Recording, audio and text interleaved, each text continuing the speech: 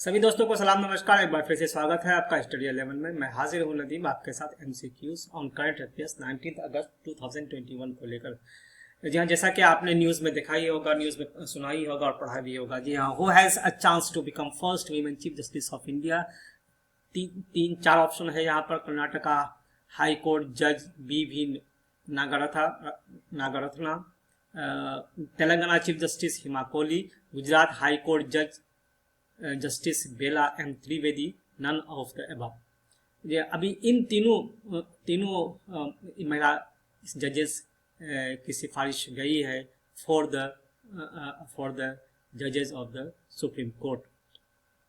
लेकिन यहाँ पर जो आंसर होगा वो कर्नाटका हाई कोर्ट के जज बी नागरत्ना के बारे में कि she would become the first women chief justice of India और Supreme court.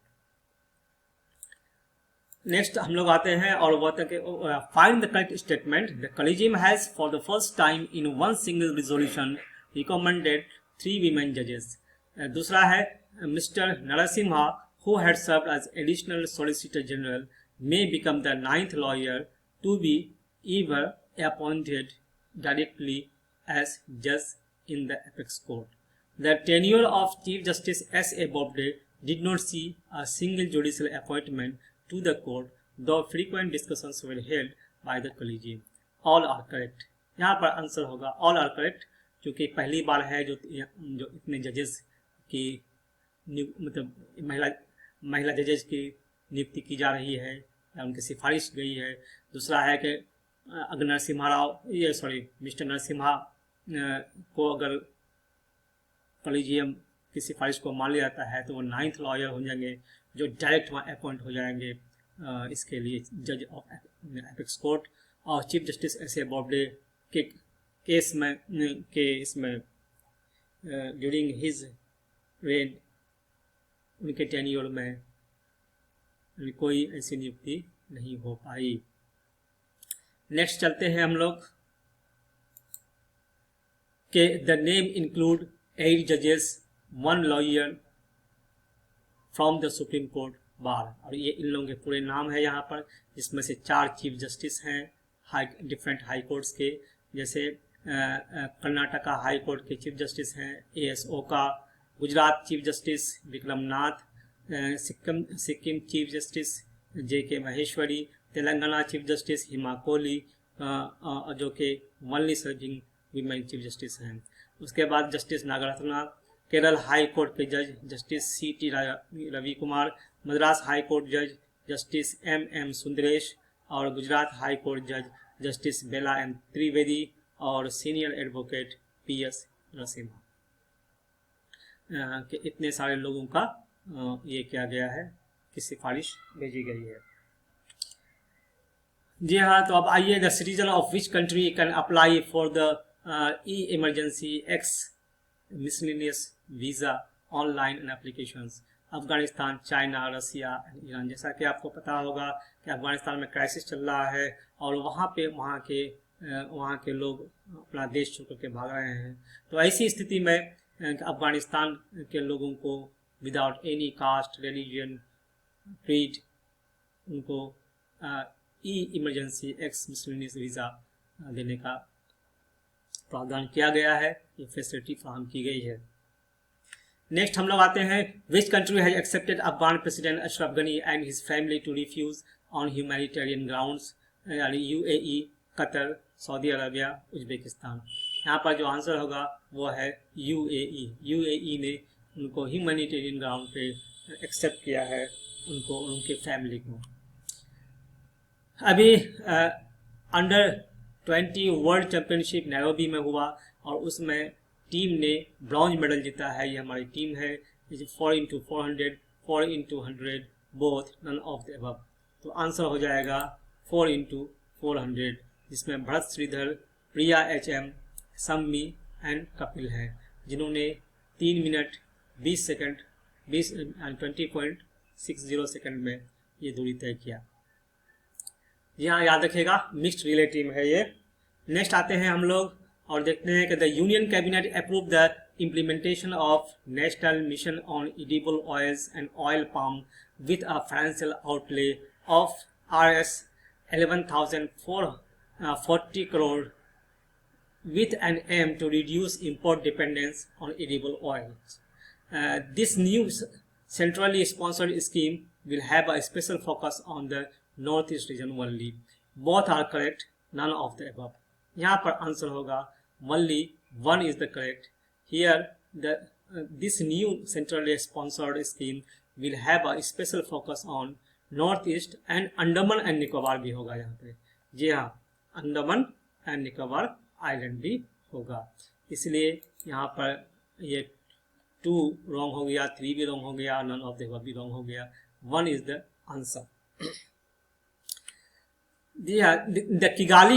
The Kigali Amendment aims for the phase down of which of the following compound by cutting their production and consumption.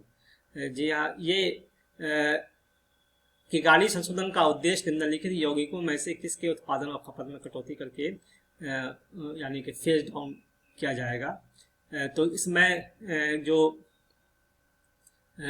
Answer होगा, इसमें से 2 option है, CO2 हाइड्रोफ्लोरोकार्बन्स, दोनों none of the above. यहाँ पर जो answer होगा वो हाइड्रोफ्लोरोकार्बन होगा. जी हाँ, अभी जो कैबिनेट ने डिसीजन लिया है, और ये देख लीजिए यहाँ पर क्या है कि the union cabinet on Wednesday gave it's note for ratification of the Kigali amendment for phase down of hydrofluorocarbon by India under the Montreal protocol on substances that deplete the ozone layer. इसका मतलब है कि hydrofluorocarbon जो है ozone layer को deplete करता है. दूसरा, Montreal protocol on substance that deplete the ozone layer was adopted by the parties of Montreal Protocol at its 28th meeting in Kigali, Rwanda in October 2016. तीसरी पॉइंट है यहाँ पे, the cabinet chaired by Prime Minister Narendra Modi gave its approval for HFC phase down, which is expected to prevent greenhouse gas emissions. Next है कि the phase down of HFCs is expected to prevent the emission of up to 105 million tons of carbon dioxide equivalent of greenhouse gases, helping to avoid up to 0.5 degrees Celsius of global temperature rise by 2100 while continuing to protect the ozone layer. ये बहुत important है, इसको आप लोग भी note कर लेंगे और फिर ओजोन लेयर के डिप्रेशन को कम करने के लिए ये सारे इकदाम उठाए गए हैं. यहाँ find the correct statement. Memorandum of understanding signed between Indian Council of Medical Research and Foundation of Innovative New Diagnostics France to strengthen the relation with the framework of international scientific and technological collaboration and to promote cooperation in the field of mutual interest. दूसरा है MOU signed between the Indian Council of Medical Research India and GARDP foundation on antimicrobial resistance research and innovation to strengthen the relation within the framework of international scientific and technological collaboration and to promote cooperation in the field of mutual interest. ये दोनों है, ये दोनों mutual interest ये MOU sign हुआ है. ये new diagnostic यानी कि जिनका नाम है foundation for innovative new diagnostic find, ये कहाँ की कंपनी है? फ्रांस यहाँ पर दिया गया है. और ये दोनों कंपनी जो है एक्चुअली में स्विट्जरलैंड की है, और यहाँ पर दोनों सही नहीं होगा sir, only 2 is the correct answer, इसलिए कि वो स्विट्जरलैंड की कंपनी है. जी हाँ, तो यहाँ पर आंसर जो होगा 1 is wrong, 2 is the correct answer. Find the correct statement again. The cabinet on Wednesday approved a pact between India and the United States on cooperation in the field of geology. जी हाँ, ध्यान रखिएगा geology है कि नहीं है. The memorandum of understanding will provide an institutional mechanism between the Geological Survey of India and the Florida International University on cooperation in the field of geology. Both are correct, none of the above. यहाँ पर जो answer होगा ये both are correct होगा sir, ये both are correct. Next, of which trust PM Narendra Modi is the chairman? Kashi Vishwanath Temple, Somnath Temple, both, none of the above. जो answer होगा यहाँ पर सोमनाथ टेम्पल। अभी वहाँ पर के ये होना है, इनॉग्रेशंस होने हैं बहुत से स्कीम्स के, तो उसके बारे में फिर बाद में क्या हम लोग बताएंगे। The Somnath temple is also known as the Dev Patan, यानी कि find the correct statement. The Somnath temple is also known as Dev Patan. It is believed to be the first among the 12 jyotirlinga shrines of Shiv. Both are correct, none of the above. यहाँ पर दोनों correct है sir, दोनों correct है। सोमनाथ है, इस temple को देव पटन भी कहते हैं, और ये पहला 12 ज्योतिर्लिंग श्राइन्स ऑफ शिव में से एक पहला है। तो ये दोनों स्टेटमेंट यहाँ पर सही है।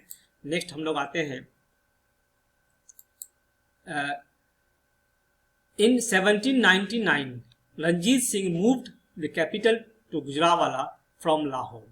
His tomb is located in Lahore, Pakistan. Both are correct, none of the above. Actually में नंबर 1 पॉइंट जो है ये रॉन्ग है सर। एक्चुअली में ये लाहौर से गुजरावाला, सॉरी गुजरावाला से लाहौर किया गया था, न कि लाहौर से गुजरावाला।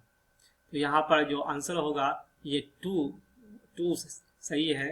उनका टॉम जो है लाहौर पाकिस्तान में है, तो 2 is the answer. Next, thanks for watching and wait for the next. That's the end. और अगर आपको पसंद आए तो लाइक, शेयर और कमेंट कीजिए, साथ ही सब्सक्राइब। धन्यवाद।